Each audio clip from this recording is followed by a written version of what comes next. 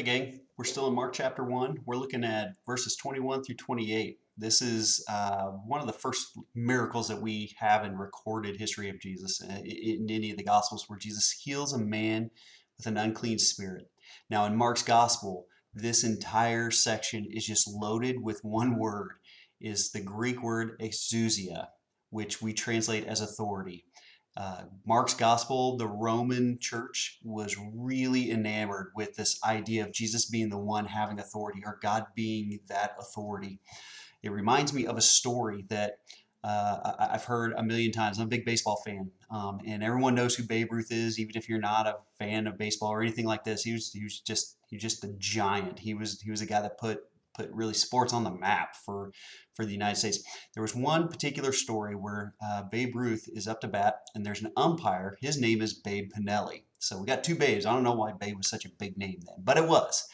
And Ruth gets called out on strikes, and on the third strike, Pinelli says strike three, and Ruth turns around because there's a stunned silence in the crowd, and Ruth tells him, there are 40,000 people in this stadium who believe that that last pitch was a ball. And Pinelli looks at him, and famously he says, yes, but my opinion is the only one that counts. Man, that is so true for us. We live in a day and age where everyone thinks they have a voice on everything, and because we have a voice, we think we're the right voice all the time. We live in a world where the term cancel culture is a thing, where if someone disagrees with me, I just cancel them out of my life. I eliminate them on my social media. I eliminate them as a friend on my friend list. And we all think that we are right in almost everything we do.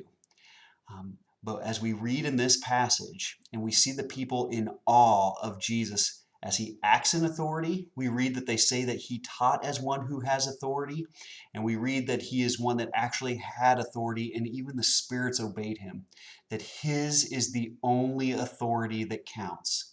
So here's my challenge for you today. Where are you holding on to a false authority?